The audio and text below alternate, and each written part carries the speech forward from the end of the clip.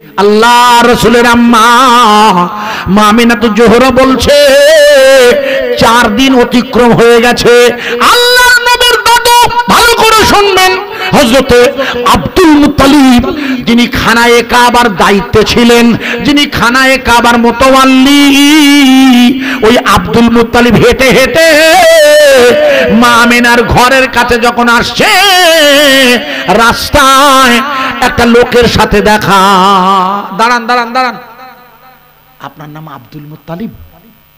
বলছে হ্যাঁ ভাই। আপনার বাড়ি কোথায়? বলে আমার বাড়ি হচ্ছে শাম দেশে। কোথায়? ভালো করে শুনবেন। বলে আপনার বাড়ি শাম? বলে হ্যাঁ। বলে সে কি শাম দেশ থেকে? বলে আমি না অনেক দিন এই এলাকায় আছি। বলছি কেন? বলছে আমি একটা ছেলে খুঁজছি। বলে আপনি একটা ছেলে খুঁজছেন? বলে হ্যাঁ। বলতে আপনি আছেন কোথায়? শাম দেশ থেকে এসে। বলে ওই দেখুন আপনার কাবা শরীফ না, ওই দেখছেন না? বলে হ্যাঁ। বলে আপনি তো মোতাওয়াল্লি, খোঁজই রাখেন না, ওই দেখুন একটা তাঁবু। বলে হ্যাঁ তাই তো। বলে তাঁবুর পাশে যে ঘরটা দেখছেন তাঁবু করা, ওইটা আমার ঘর, ওখানে আমি থাকি। বলে তা আপনি আমাকে খোঁজ করছেন কেন? বলে আপনি কাবার মোতাওয়াল্লি, এই এলাকার সব খবর আপনি দিতে পারেন, তাই আপনাকে ধরেছি। শুনলাম আপনার নাকি একটা নাতি ছেলে হয়েছে। বলে কে বললো আপনাকে? বলে সেটা পরে বলবো, হয়েছে কিনা বলুন। বলছে ঠিক বলেছেন আপনি, হয়েছে। বলে কবে হয়েছে বলুন তো? বলে 4 দিন আগে। বলে আচ্ছা আচ্ছা, তা 4 দিন আগে হয়েছে, তা আপনি বলে দেখেন না, আমার খুব লজ্জা করছে, আমি না ছেলেটাকে এখনো দেখতে পারিনি। বলছে আপনি তো পাবেন না দেখতে। কেন? বলে আমি জানি। বলে তুমি কি জানো? আমি দেখতে পাবো না কেন? বলে আপনি দেখতে গিয়েছিলেন না? বলে হ্যাঁ গিয়েছিলাম। বলে তা গিয়ে কি হলো? বলে কেতাবে সে মনে করছে কোন আল্লাহর নবীর দাদু হযরত আব্দুল মুত্তালিব বলেছে, ভোরবেলা যখন আকাশে আওয়াজ এসেছে মুহাম্মদ জন্ম নিয়েছে, মুহাম্মদ, আমিনার ঘরে মুহাম্মদ রাসূলুল্লাহ এসেছে, আমি দুরন্ত গতিতে দৌড়ে গিয়ে যখন আতুর ঘরে কাছাকাছি পৌঁছে গিয়েছিলাম, কে বা কারা আমাকে ঠেলা মেরে ফেলে দিয়েছিল। সেই ঠেলায় ফেলে দেওয়ার পরে আমি কাবা চত্বরের কাছে পড়েছিলাম। আর সকালবেলা আমার জ্ঞান ফিরেছে। আমার ছেলেরা বলছে আব্বা 3 দিন পেরিয়ে গেল, 4 দিন তোমার জ্ঞান ফিরেনি কেন? বলে আপনার জ্ঞান ফিরবে কি করে?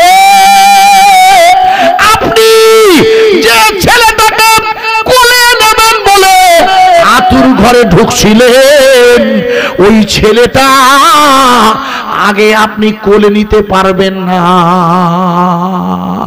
ওই ছেলেটাকে ফেরেশতারা নিয়ে ঘুরে বেড়াবে।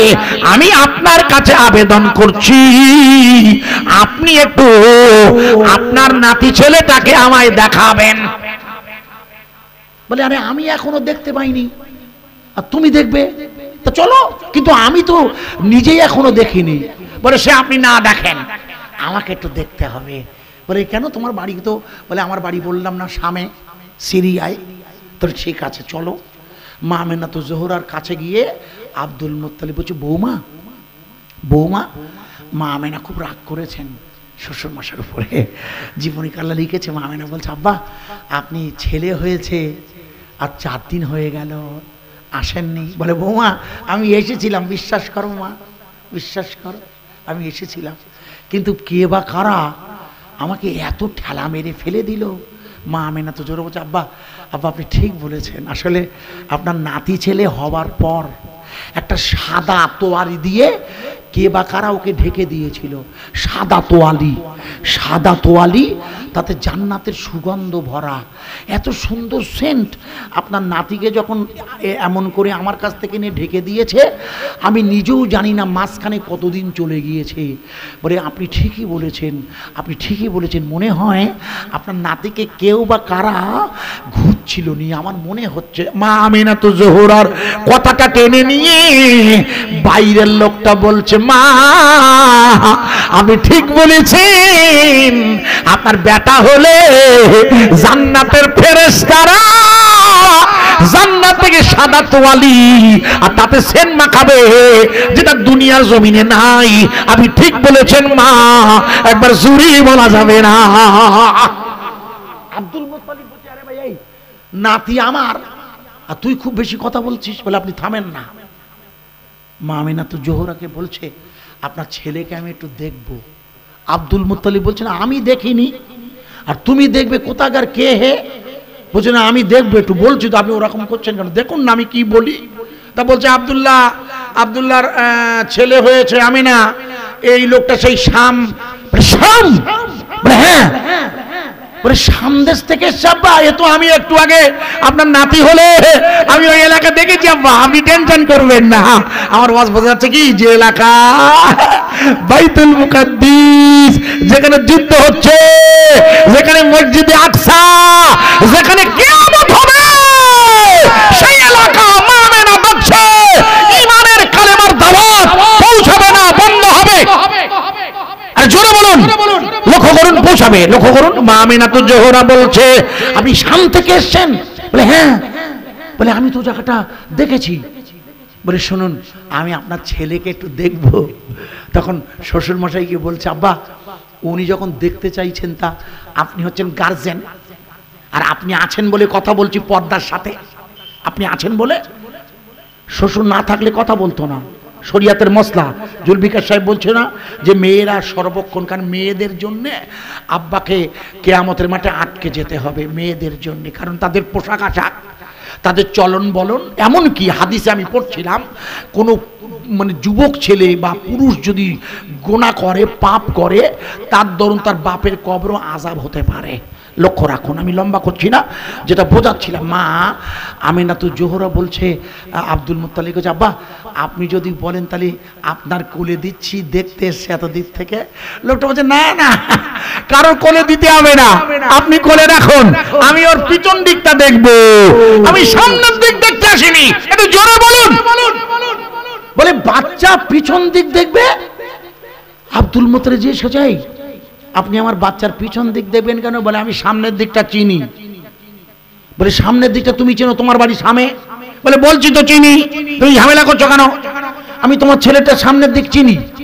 মা আমিনাতু জোহরাকে বলছে আপনার ছেলেটাকে আমি চিনি, পিছন দিকটা দেখান। মা আমিনাতু জোহরা শ্বশুরমশাই আব্দুল মুত্তালিব বলছে আরে তোমার বাড়ি সামদেশে সিরিয়ায়, আমার নাতি হয়েছে, তুমি সামনের দিকটা চেনো? আচ্ছা বলো তো কি?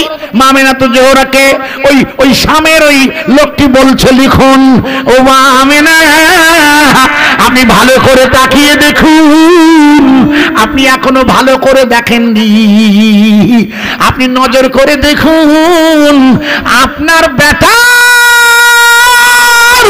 আল্লাহর কুদরতের রহমত দেখুন। যে জায়গায় বেটা সেজদা দেবে, সেজদা দিতে হয় কোন জায়গা দিয়ে? না না না, এই নফস, এটা তো নফস, কপাল, কিছু যায় না, এটা হচ্ছে নফস। এটা কি?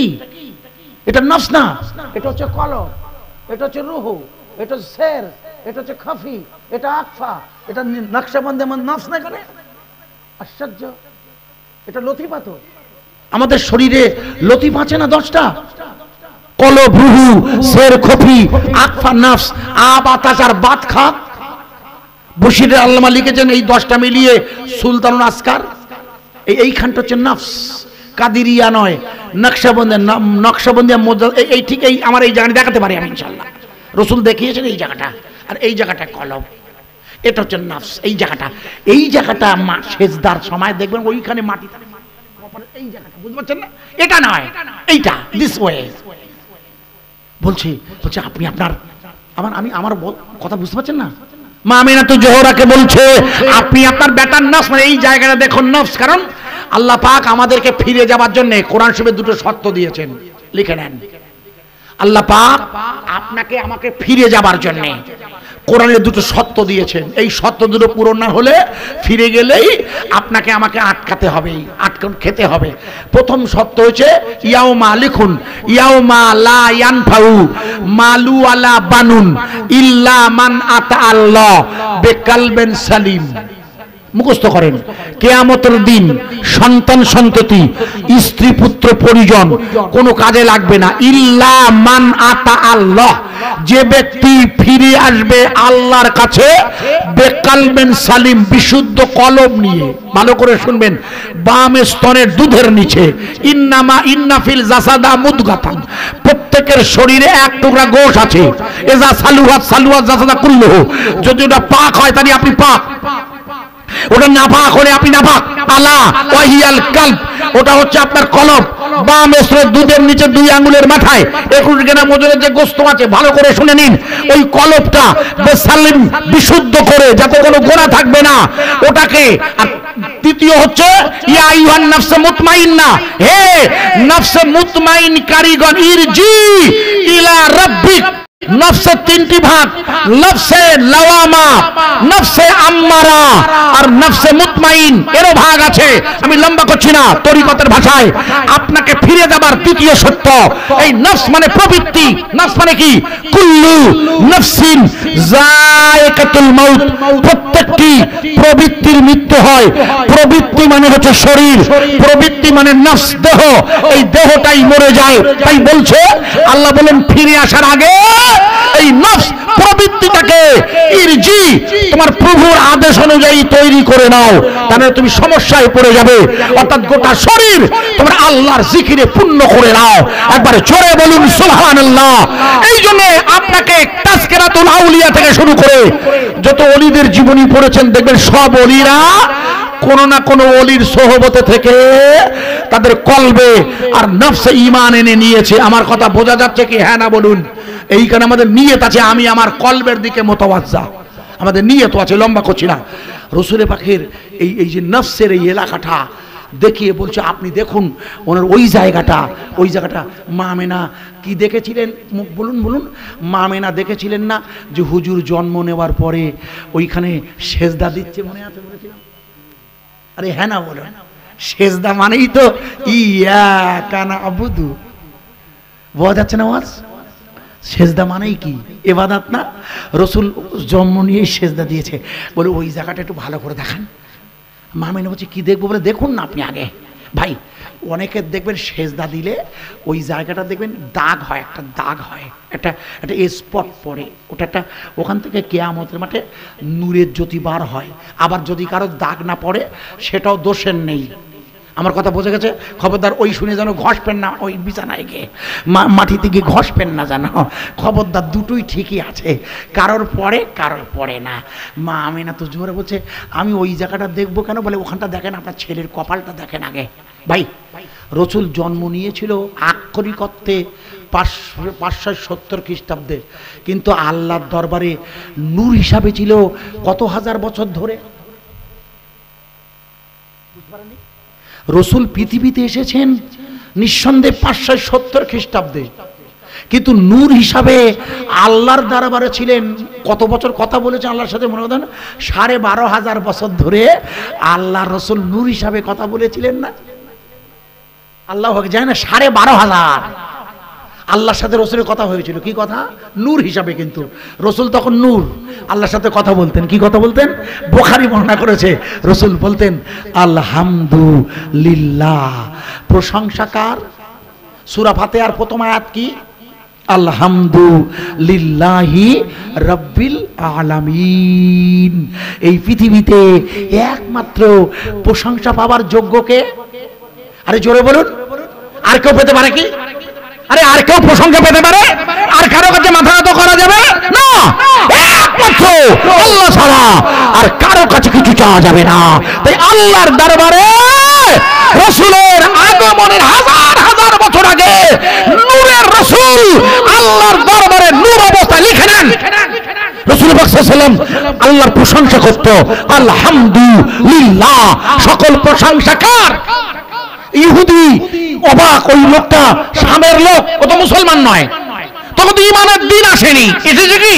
আরে আবু জেহেল আবু লাহাবের সময়, আব্দুল মুত্তালিব তখন ঈমানদার নয়। সেই সময় আশ্চর্য হয়ে যাচ্ছে। মা আমেনা তো জোহরা বলছে, হ্যাঁ আমার ছেলে জন্ম নিলে না, ঠিক বলেছেন আপনি, ও প্রথম মাটিতেই সেজদা দিয়েছিল। ঠিক কথা। বলে একটু ভালো করে তাকিয়ে দেখুন, আপনার বেটা ওই কপালের কাছে যেখানটাতে সেজদা দেওয়া হয়, আপনার বেটার ভুরু মুবারকটা আল্লাহ জোড়া করে পাঠিয়ে দিয়েছে। মা আমিনা তো জোহরা বলছে, আপনি কি করে জানেন? বলে কি করে জানছি পরে হবে, কোন জায়গাটা ঠিক আছে কিনা দেখে নেন আগে। আব্দুল মুত্তালিব বলছে, বৌমা এ বলে কি, নাতি আমার আর ও আমার নাতির কপালের কাছে দাঁত, আমার ওয়াজ বুঝতে পারছেন তো?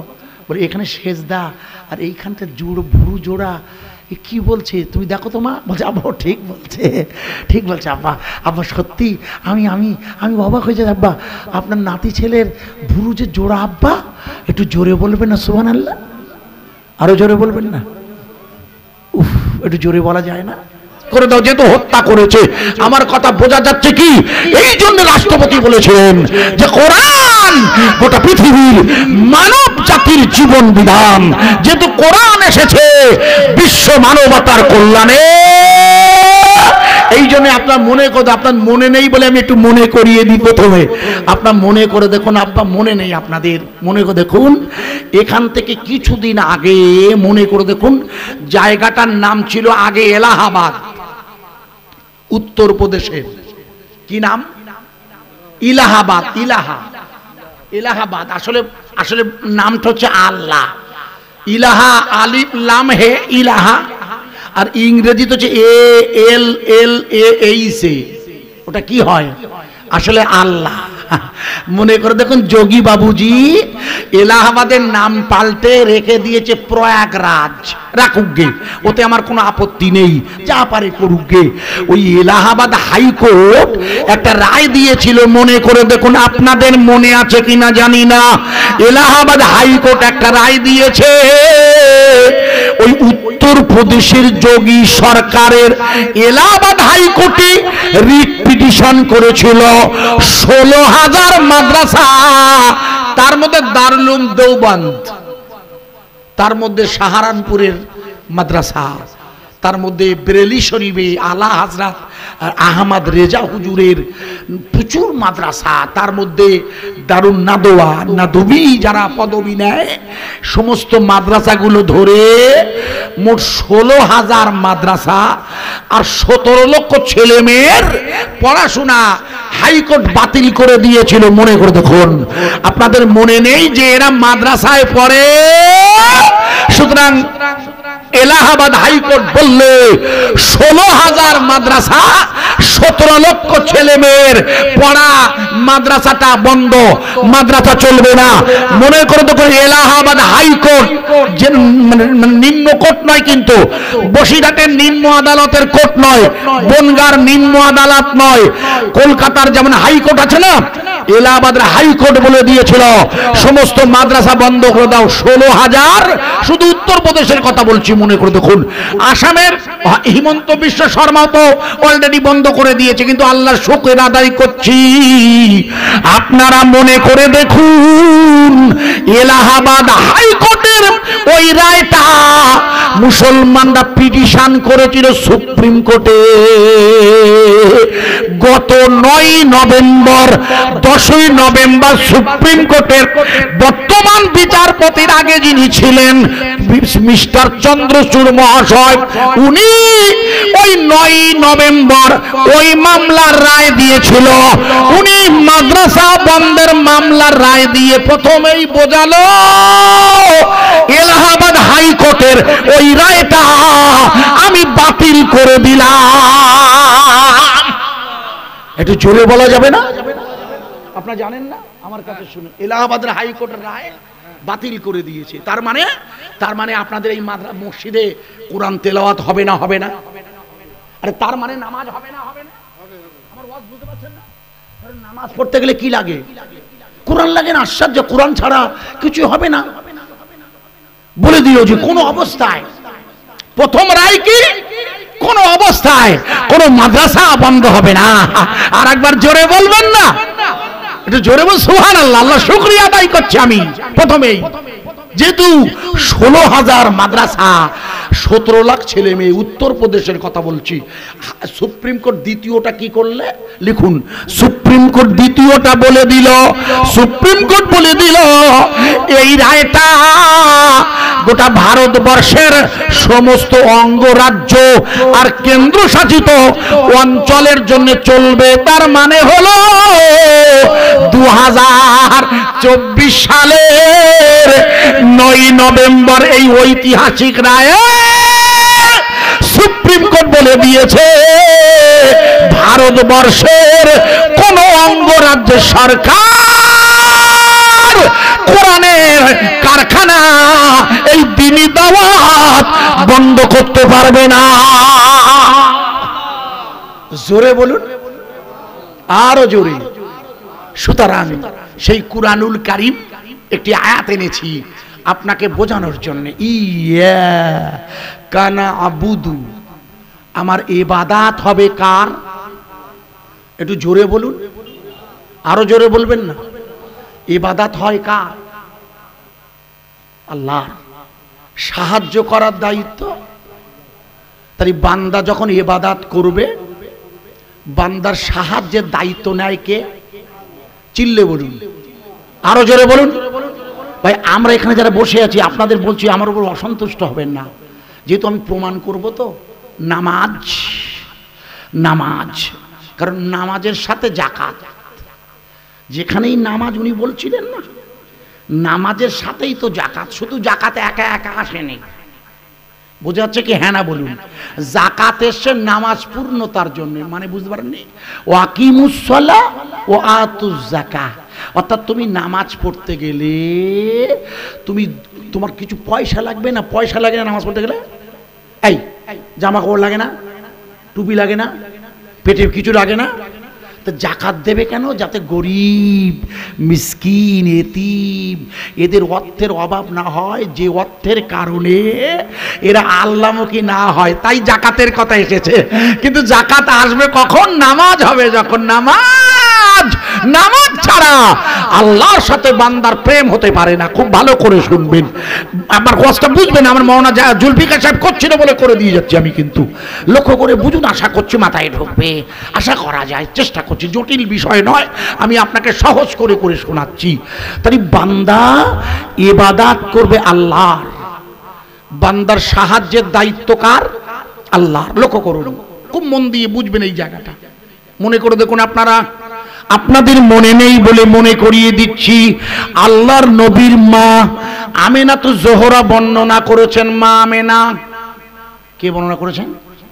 বুখারীতে আছে। ভাই আমি অত হাদিসের নাম্বার বলছি না, আমার অত জ্ঞান কম, যেটুকু জানি আপনাকে বলে দিয়েছি। বুখারী শরীফে আছে, পড়ে নেবেন। আল্লাহর রাসূলের মা আমেনা তো জোহরা বলছে, যেদিন আমার বেটা হয়েছে, যেদিন আমার মুহাম্মদ জন্ম নিয়েছে, কবে সেদিন? 570 খ্রিস্টাব্দে। 570 খ্রিস্টাব্দের বলুন 12ই রবিউল আওয়াল উনি জন্ম নিয়েছেন। আর উনি নবী হয়েছেন কবে? মনে করে দেখুন, ওনার বয়স তখন 40 বছর 6 মাস 12 দিন। আব্বা আমার যদি ভুল না হয় 40 বছর 6 মাস 12 দিন উনি নবী হবেন। উনি, আপনারা যেন আমার কথা রাগ করবেন না তো, একটু বলছি বলো। মনে করে দেখুন, ভুল বুঝবেন না, যেন আমি বলতে দিন, মাথায় ঢুকবে আশা করছি। মনে করে দেখুন, আপনাদের মনে নেই, মনে করে দেখুন 2024-এর লোকসভা ভোটের আগে মোদিজি আর তার দল বারবার স্লোগান দিয়েছিল, আপকি বার 400 পার, বলেছিল না? একটু হ্যাঁ না বলুন, ভুল বুঝবেন না আপনারা, কারণ যেহেতু আপনার স্বরূপনগর তো এটা, হ্যাঁ স্বরূপনগর, বুঝতে পেরেছি। যেটা বলছিলাম, আপকি বার 400 পার বলেছিল। আর আমাদের দিদিমণি বলেছিল আপকি বার পগার পার বলেছিল। মনে কথা, ভুল বুঝবেন না, আমি রাজনীতি করি না মুন্ডু, আমার এটা ওয়াজ বোঝানোর জন্য আনছি শুধু। জুলফিকার সাহেব না করলে আমি করতাম না এটা। কেন দেখুন বোঝা যাবে। লক্ষ্য করুন, মনে করে দেখুন, আপনাদের মনে নেই নির্বাচনে যখন দ্বিতীয় পর্ব শেষ হয়ে গেছে, মোট 7 দফা ভোট হয়েছিল। ক দফা? 7 দফা। এই 7 দফার 2টো দফা যখন শেষ, তৃতীয় দফা যখন শুরু হবে, মনে করে দেখুন আপনারা, যে তৃতীয় দফা শুরু হবে, প্রধানমন্ত্রী মোদিজি দাবি করলে আমি হলাম নন বায়োলজিক্যাল, অর্থাৎ আমার জন্ম বায়োলজিক্যাল নয়। বুঝতে পারেন না? বায়োলজিক্যাল মানে হলো মা বাপের মিলনের সন্তান। আমরা কার সন্তান? আমার বাপ নেই, আমার মা নেই। আশ্চর্য, আমার মা মারা গেছে, আমার মার নাম ভাগী বিবি। আমি বলি না খুব একটা, আগেকার নাম তো ওই জন্য বলা হয় না। আমার মাও নেই, আব্বাও নেই, আমি মা বাপের সন্তান। আমি হচ্ছে বায়োলজিক্যাল। আমার আব্বার শুক্রকীট, আমার আম্মার ডিম্বকোষে ফার্টিলাইজ হয়েছে, ফি কারারি মাকিম দিস ওয়ে, এইখানে আমি এসে গেছি পেটে সিস্টেম। উনি বললেন না, আমি নন বায়োলজিক্যাল। মনে করে দেখুন, নন বায়োলজিক্যাল মানে হলো আমি হলাম ঈশ্বরের পুত্র। ওনার কিন্তু মা বাপ ছিল বলে, হ্যাঁ টাটকা মা বাপ ছিল বলে খোকা। এর আগের বার উনি বলেছিলেন, প্রথমবারে মনে করে দেখো, উনি বলছেন আমি, আমার বাপ চা বেচে, সাহেবের চাচ্চা, আমি কেটলি ধুইছি, আমি চাওয়ালা ছেলে। বললেন না? মনে করে দেখুন, আপনার মনে থাকে না? আমি মনে করিয়ে দিই, প্রধানমন্ত্রী যখন বললে আমি ঈশ্বরের পুত্র, ঈশ্বরের পুত্র মানে আমি মা বাপের দ্বারা হইনি। কথা বোঝা যাচ্ছে কি? হ্যাঁ না বলুন? মনে করে দেখুন, চারিদিকে স্লোগান এসেছিল, হার হার মোদি, ঘর ঘর মোদি, চারিদিকে তখন স্লোগান। কিন্তু আল্লাহ শুকরিয়া, 400 নয় 240-এ মোদিজির খেলা বন্ধ হয়ে গেল। কারণ ভারতবর্ষের হিন্দু ভাইয়েরা মোদিজিকে ভোট দেয়নি সব ভাই। কারণ মোদিজি মনে করেছিল আমি যখন ঈশ্বরের দূত বলবো তাহলে নিশ্চয়ই আমাকে ভগবান মনে করে ভোট দেবে। কিন্তু হিন্দু ভাইয়েরা জানে, ভাগবত গীতায় লেখা আছে, লিখে নেন, ভাগবত গীতায় লেখা আছে, শেষ জমানার কলি গুহার ভিতর থেকে আবির্ভূত হবে। জোরে বলুন সুবহানাল্লাহ। শেষ জমানার নবী কিসের ভেতর থেকে আবির্ভূত হবে? জোরে বলেন গুহা। গুহা। আল্লাহ রাসূল নবী হয়েছিলেন কিসের ভিতর থেকে? আরে পাহাড়টার নাম জাবালে নূর, আর গুহাটার নাম গারে হীরা। ঠিক বলছি না ভুল বলছি? ভারতবর্ষের হিন্দু ভাইয়েরা বুঝতে পেরেছিলেন এই পৃথিবীতে নতুন করে আর কোনো অবতার আসবে না। মা কানা মুহাম্মাদুন আবা আহাদিম মির রিজালিকুম ওয়ালাকির রাসূলুল্লাহি ওয়া খাতামান নবিয়্যিন হারতিপুদম পরমপদম ইল্লাল্লাহি ইল্লাল্লাহ এত ইসমিন্নান তারা মেলস আসাদন সামান্নিতান মুহাম্মদ ইতি খাতান শিষ্য শাখা সামান্নিতান নিরিপশ্চৈব মহাতবন মরুস্থল নিবাসীরাম মরুভূমি মক্কা শহর থেকে 3 কিলোমিটার দূরে আমি 4 বার গেছি। গারে হীরা থেকে মুহাম্মদ রাসূলুল্লাহ নবী হিসাবে আবির্ভূত হবে। একটু জোরে বলা যাবে না? নারায়ে তাকবীর। আরো জোরে বলবেন নারায়ে তাকবীর। নিজেকে ঈশ্বরের দূত বলার মানে হলো আমার রাসূলকে অস্বীকার করা। আমার কথা বুঝতে পারছেন না? এই পৃথিবীতে কোনো নতুন করে কোনো অবতার আসবে? আরে আব্বা আমার ওয়াজ বুঝতে পারছেন? বুঝবেন আপনারা, পিছনে আছেন বলে ঘুরে বলছি। পৃথিবীতে নতুন করে কোনো অবতার আসার মানে হলো আমার রাসূলকে অস্বীকার করা না। আমার ওয়াজ কি বুঝতে পারছেন? হ্যাঁ না বলবেন। না বুঝতে পারলে আমাকে আরো খাটতে হবে। প্রিয় ভাই, আমার কথা কি বোঝা যাচ্ছে? মোদিজি নিজেকে ঈশ্বরের দূত বলার মানে হলো, আমি এইভাবেই বক্তৃতা করে থাকি কিন্তু বুঝিয়ে, আপনাদের বুঝতে অসুবিধা নেই বলবেন, জাহিদুর সাহেব আরো ক্লিয়ার করে দিন। আমি আমার রাসূল নবী হয়েছে, নতুন করে আর কোনো নবী হবে না। তার মানে মোদিজি নবুয়াতে হাত দিয়ে নিজেকে ঈশ্বরের দূত বলছিল। আমার কথা বোঝা গেছে কিংবা? তাই আমি এটাকে ব্যাখ্যা করে দিয়ে গেলাম। আল্লাহ রাসূল জন্ম নিয়েছে কোথায়? মক্কাতুল মুকাররমা। বেদের ভাষায় সম্ভালা নামা পারানামা সারানামা ব্রহ্মা। পৃথিবীর জমিনে যে জায়গাটির নাম হলো সম্বল, লিখুন তালবুসময় ভয়ল। সম্বল শব্দের বাংলা মানে হলো পবিত্র নগরী। অত্তিন অজাইতুন অতুর সিনিন ওয়াহাজাল বালাদিল আমিন। পবিত্র মক্কা শরীফকে বলা হয়েছে বালাদুল আমিন, পবিত্র মক্কা শরীফ পবিত্র জায়গা। এই সম্বলের বাংলা মানে হলো পবিত্র মক্কা। আর এই মক্কায় জন্ম নিয়েছে রাসূলুল্লাহ, আর মোদি জন্ম নিয়েছে গুজরাটে। দুটো কি এক? No no, impossible.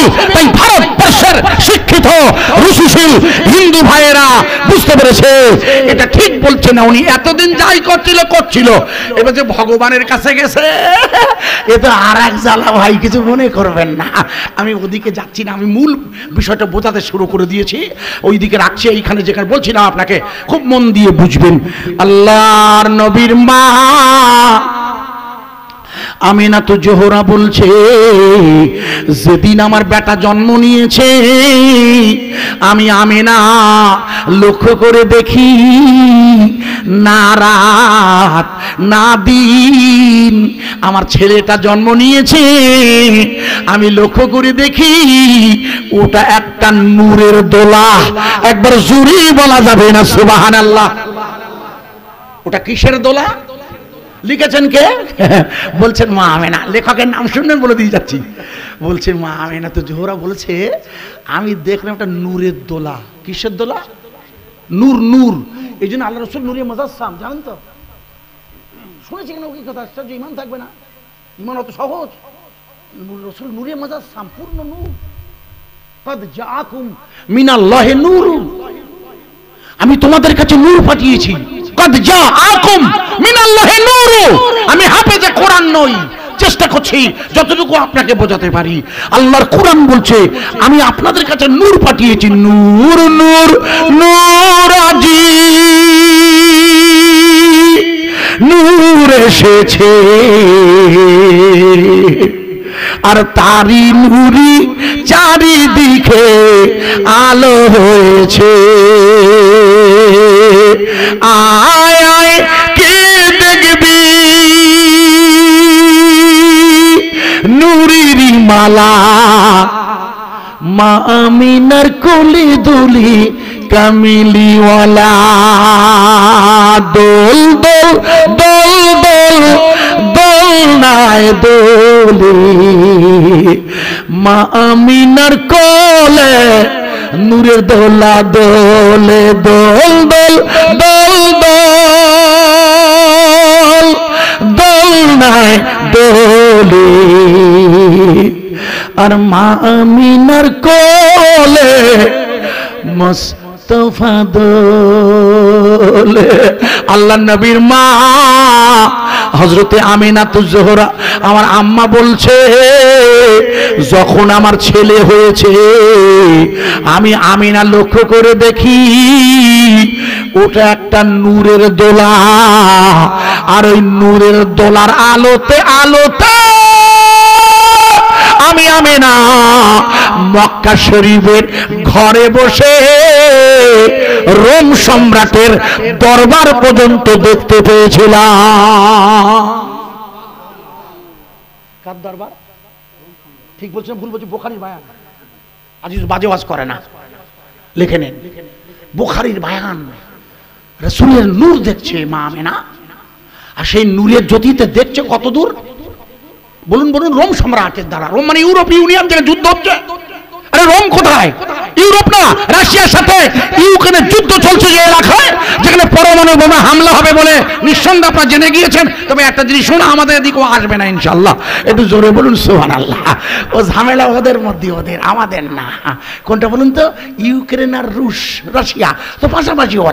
ওরা এখন বাধার থাক, আমরা দেখতে থাকি, দোয়া করি আল্লাহ আমাদের নিরাপদ রাখুন পরমাণু বোমা থেকে। আমার কথা বোঝা যাচ্ছে না খোকা? বোঝার চেষ্টা করবে, আশা করছি মাথায় ঢুকবে। না ঢুকলে আর করতে পারবেন না। সোজা যে জায়গায় রাখছিলাম বোঝার চেষ্টা করুন। ইউরোপীয় ইউনিয়ন, ল্যাটিন আমেরিকা তথা ইতালির রাজধানীর নাম ছিল রোম। এখন ওখানে কে থাকেন? এখন অনেক খ্রিস্টানদের পোপ ফ্রান্সিস থাকেন রোমে। ওটা আলাদা একটা সিটি হয়ে গেছে, ওরা আলাদা স্বায়ত্ত শাসন করে দিয়েছে। ওটা মক্কা থেকে কত কিলোমিটার লিখুন? মক্কা থেকে আনুমানিক 25,000 কিলোমিটার। কত কিলোমিটার? কমপক্ষে এখনকার এই ম্যাপ দেখুন, কমপক্ষে 25,000। ইউটিউব দেখবেন, ক্লিক করুন, কমপক্ষে 25,000। তাই মা আমিনাতুজ জোহরা কাবা শরীফের পাশের ঘর থেকে যে দরবার দেখছে রোম সম্রাটের আল্লাহ রসুলের নূরের আলোয়, সেটা আনুমানিক 25,000 কিলোমিটার। আর মা আমিনা কি দেখছিল দেখুন এবার। মা আমিনাতুজ জোহরা দেখছে আল্লাহর নবীর ওই নূরের দোলাতি। মা আমিনা দেখছে রোম সম্রাটের দরবারে যত খোদাদ্রোহী শক্তি আছে তারা সব মাটিতে উবুর হয়ে পড়ে গিয়েছে। একটু জোরে বলা যাবে না সুবহানাল্লাহ? মা আমিনা দেখছেন যারা খোদাদ্রোহী শক্তি, মানে বুঝতে পারছেন, তারা মাটিতে উবুর হয়ে পড়ে গেছে। মা আমিনা অবাক হয়ে দেখলেন প্রথম পর্ব। আল্লাহর নবীর মা আমিনাতুজ জোহরা বলছে, আমি আবার ওই নূরের আলোতে লক্ষ্য করে দেখি, আমি আমিনা ওই নূরের আলোতে যে জায়গায় লক্ষ্য গেল আমার, ওই জায়গাটার নাম হলো শাম আর সিরিয়া। ওই সেদিনকার প্রাচীন শাম, আজকের যুগের ফিলিস্তিন। ক্লিয়ার? সেদিনকার শাম আর সিরিয়া আজকের ফিলিস্তিন না? এই পাগল, সিরিয়ার মসজিদেই তো ঈসা রুহুল্লাহ, সিরিয়ার রাজধানী দামাস্কাস। ঈসা রুহুল্লাহ নামবেন আকাশ থেকে কোথায়? এই দেখ সিরিয়ার দামাস্কের মসজিদে না? আল্লাহু আকবার, আল্লাহু আকবার, আল্লাহু আকবার। ঈসা রুহুল্লাহ যার কবরের জায়গাটা রসুল তার রওজার পাশে রেখে দিয়েছেন। আই ঈসা নবীর জায়গা আছে না? আরে রসুল যে জায়গায় আরাম করছেন ও জায়গাটা তো রসুলের নয়, ও জায়গাটা রসুল দিয়েছেন মা আয়েশাতুল হুমায়রাকে। হাদিসটা খুলে দেখবে, ওটা মা আয়েশার জায়গা। রসুল যখন অসুস্থ হন সব বুবুরা আলোচনা করে রসুলকে মা আয়েশার ঘরে পাঠান, কারণ বয়স অল্প আর রসুলকে খেদমত করতেন খুব। আর এই তো হাদিসের হাফেজা, অসংখ্য হাদিস আমার আম্মা মা আয়েশাতুল হুমায়রা দারুণ পাণ্ডিত্যপূর্ণ মা ছিলেন, রসুলকে খুব মহব্বত করতেন। মনে করো না আমার কবর কোথায় দেবে বলো তো? মা আয়েশা খুব কেঁদে ফেলেছিলেন, খুব চোখ দিয়ে পানি এসছে। বলে হুজুর আপনি ও কথা বলছেন কেন? স্বামী মারা যাবেন বললে মেয়েদের ন্যাচারাল মহব্বত হলে এটা চোখে পানি আসে, আর যদি ভাল না লাগে তা বলে গেলি বাসি, যেটা দেখেছি গ্রাম বাংলায়। মা আয়েশা তো ওটা বলবেন না, মা আয়েশা বলছে উনি কেঁদে ফেলে জিজ্ঞেস, হুজুর আপনি কি বলছেন? বলে আমি মারা গেলে আমার কবরটা কোথায় হবে বলো তো আয়েশা? বলে হুজুর কেন? বলছি মা আয়েশা কি বলছে দেখুন। বলে শরিয়াতের হুকুম হলো নবী রসুল যেখানে পর্দা নেয় সেখানেই কবর হয়। জোরে বলুন। আশ্চর্য, আমি পড়ছিলাম আর চিন্তা করছি আল্লাহ এত জ্ঞান আমার মার, এত জ্ঞান। 6 বছর বয়সে 9 বছরে রসুলের কাছে এসেছেন, এত জ্ঞান। একটা আশ্চর্য মহিলা, 30 বছরের মেয়েদের যা জ্ঞান আল্লাহ মা আয়েশার ব্রেনে সেই জ্ঞান দিয়ে পাঠিয়ে দিয়েছিল। শুনে নিন তো। রসুল পাক বলছে আচ্ছা ঠিক আছে ভালো হয়েছে, একটা আমার জায়গা তোমার জায়গা তুমি দেবে, তা তুমি দ্বিতীয় জায়গাটা কার দেবে? বলে ইয়া রাসূলুল্লাহ আপনি যদি বেয়াদবি না নেন ওইটা আমার আব্বাকে দেব। হুজুর বললেন ঠিক আছে আমি খুশি, কারণ যেখানে মোহাম্মদ রসুল্লাহ সেখানে আবু বকর সিদ্দিক রাদিয়াল্লাহু আনহু। হুজুর খুশি হয়ে গেলেন। বলে আয়েশা এবার একটা কথা বলছি, দুটো জায়গা হয়ে গেল, আপনার ওই জায়গাটার আর দুটো কবর হবে, আপনি আমাকে আর একটা জায়গা দেবেন। বলছি ইয়া রাসূলুল্লাহ আপনাকে তো দিয়ে দিয়েছি। বলে না, মা আয়েশা মনে করছে মনে হয় আমার কোনো বুবুদ দেবে, এটা হতে পারে। মা আয়েশা ভাবছে, হুজুর বলে না না আয়েশা আমি তোমার কোনো বুবুর জন্য চাইছি না, ওখানে আমার ভাই ঈসা রুহুল্লাহর কবর হবে। আল্লাহর নবী 1450 বছর আগে মরণের সময় হযরতে ঈসা রুহুল্লাহর কবরে জায়গা রেখে বুঝিয়ে দিল, আয়েশা জায়গার মালিক তুমি, কিন্তু আশেপাশে যাদের কবর দেবার জায়গা নাই তাদের যদি জায়গা লাগে তুমি জায়গা দেবে, এটাই বুঝিয়ে দিল মসলা। বুঝতে পারেননি? যাদের জায়গা নেই কবর দেবার, এমন নেই? আশ্চর্য, আমি জানাজা পড়ে আমরা সরকারি গোরস্থানে যেতে লাশ রাস্তার ধারে দিতে জায়গা নেই, বলে আয়েশা আয়েশা ওই জায়গাটা আমার ঈসাকে দেবে, ঈসাকে। আর একটা জায়গা আছে, বলে হুজুর ওই জায়গাটা আমার। জিবরিল এসে বলে খবরদার যেন বলবেন না আয়েশা। রসুল বলতে গেছে হ্যাঁ তোমার জায়গা তুমি শোবে। জিবরিল বলে খবরদার আপনি একদম যেন বলবেন না। বলে কেন? বলে ও জায়গায় আয়েশার হবে না। জায়গাটা কার? আরে মা আয়েশার জায়গা তো, ঘর তো, সে চারটে খবর হবে, তা তিনটে হয়ে গেলে থাকে তো একটা। রসুল বললেন হ্যাঁ ওই জায়গা তোমারই হতে পারে, স্বাভাবিক। কিন্তু আল্লাহ রসুল যখন বলতে যাবে জিবরিল এসে বাধা দিলেন, খবরদার আপনি বলবেন না ওই জায়গাটা মা আয়েশার হবে না। আসলে পরবর্তী পর্যায়ে পৃথিবীর কোটি কোটি লোক হুজুরের রওজা জিয়ারাতে যাবে না? আরে হ্যাঁ না বলুন? ওখানে কোনো মেয়ের কবর হলে হয়? আল্লাহ রাসূল বলছে মান জারানি কবরি ওয়াজাবাত লাহু শাফাআতি। হুজুর বললে যে আমার কবর দেখলে তার জন্য আমার সুপারিশ করা ওয়াজিব। একটু জোরে বলবেন না সুবহানাল্লাহ। হুজুর বললে যে আমার কবর দেখলে ফাকাইন নামা হায়াতি, সে আমাকে জীবন্ত দেখলে। তো হাদিস শরীফ আপনাদের খুতবা আছে জুমার। রাসূল বললে যিনি আমাকে আমার রওজা দেখলে তিনি আমাকে জীবন্ত দেখলে। অতএব আয়েশার ওইখানে কবর হবে না, এটা জিবরিল জানে, আল্লাহ বলেছে তাই। রাসূল কি করলেন? বলে আমি এখন কি বলবো, জায়গা তো আয়েশার।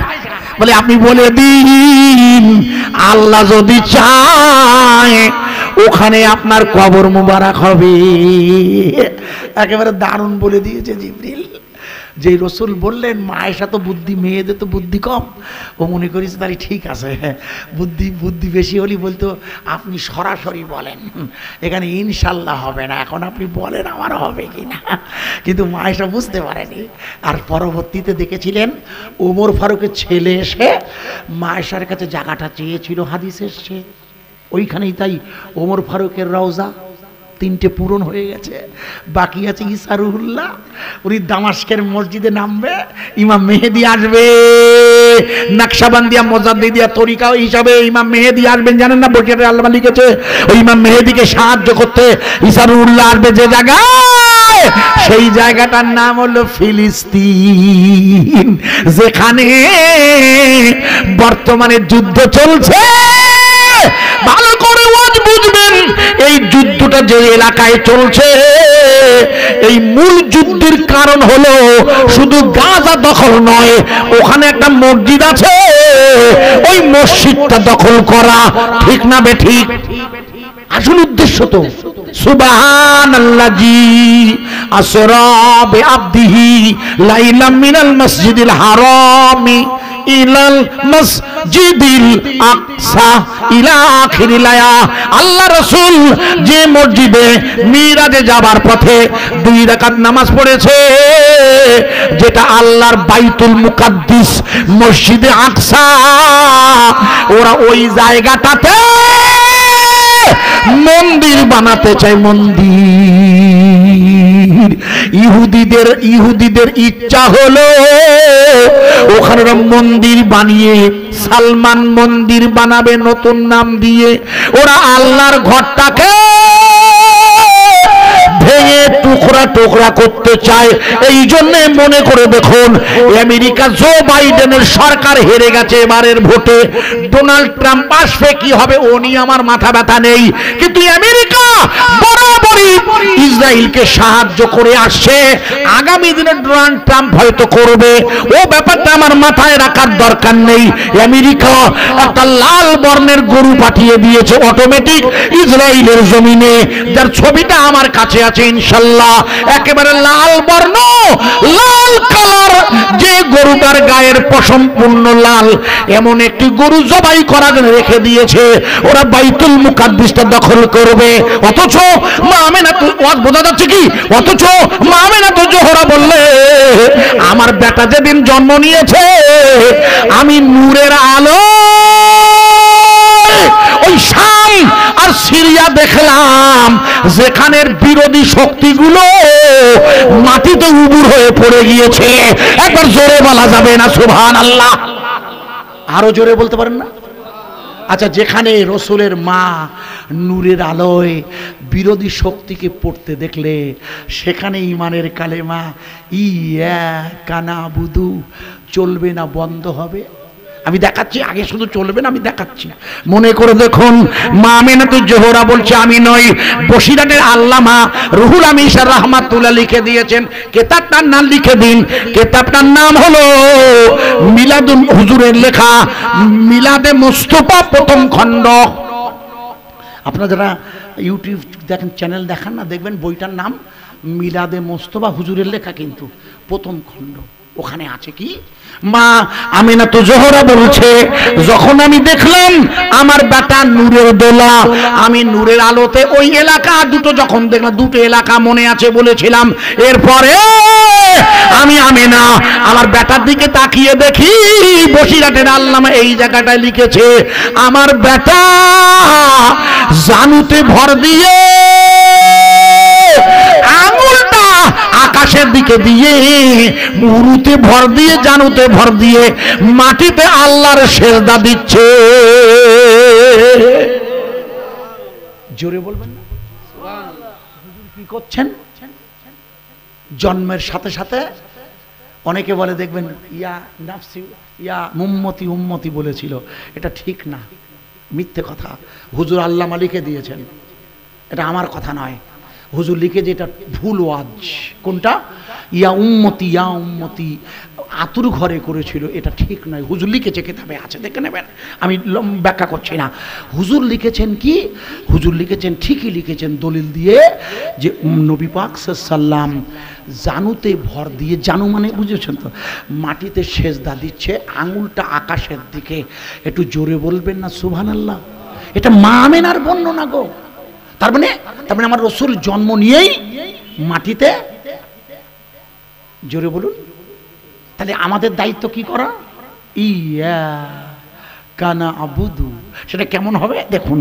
আল্লাহর নবীর মা আমেনাতুজ জোহরা বলছে, ভালো করে শুনে নিন, যেদিন আমার বেটা হয়েছে সব ভাই জানে, সেদিন ছিল 12 রবিউল আউয়াল, সোমবার, শবে সাদেক না, রাত না দিন।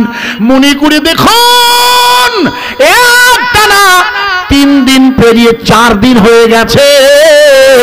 মা আমেনাতুজ জোহরা মনে মনে বলছে, 4 দিন হয়ে গেল, আমার শ্বশুর মশাই আব্দুল মুত্তালিব তো একবারও এলে না। আসলে রসুলের আব্বা নেই, আর দাদুজি যদি না আসে, স্বাভাবিক বৌমার মন খারাপ হয়।